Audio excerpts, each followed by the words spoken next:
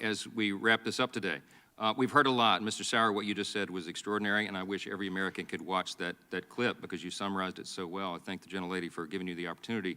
What you said earlier this morning summarizes it well also. You said censorship impedes the pursuit of truth in the free marketplace of ideas. That's the summary. Look, we brought in exceptional witnesses this morning. We brought in the Attorney General of the state of Louisiana and the former Attorney General of Missouri, now a U.S. Senator, because their litigation has revealed overwhelming direct evidence, as you pointed out, that the executive branch has undertaken a broad campaign to censor the American people. That's the headline. That's the takeaway today.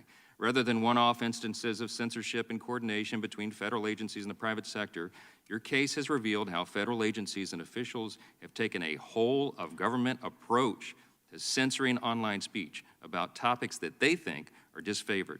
The federal government exchanged in two blatantly unconstitutional acts. First, they coerced technology companies to engage in censorship.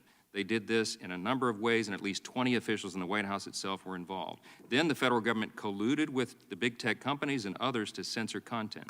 We know that federal agencies met frequently with social media companies and received internal platform data and other special privileges that empowered censorship. Third parties, such as certain nonprofit organizations, also worked as intermediaries to help the federal government effectuate its censorship scheme. This litigation in Missouri v. Biden offers the American people a unique window into the federal government's operation of what's now being called the censorship industrial complex. This litigation, led by Missouri and Louisiana, continues to unveil the extent of federal coercion and of collusion with tech companies to censor disfavored content.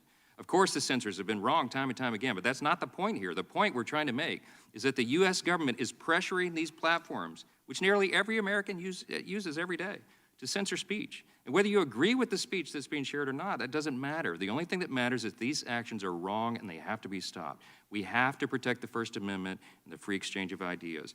The gentleman here, the Democrats' witness, says in his closing statement, he quotes, he decries baseless conspiracy theories, end quote, and he says social media platforms must be, quote, uncorrupted by misinformation. But he doesn't seem to recognize how dangerous that position is. Who decides what is baseless and what is misinformation? You've provided, sir, a recipe for blatant viewpoint discrimination and tyranny. And I would suggest that you attend all of those mandatory First Amendment training courses that your dean at Stanford Law School has just been forced to order. I yield to Mr. Jordan. Thank the gentleman.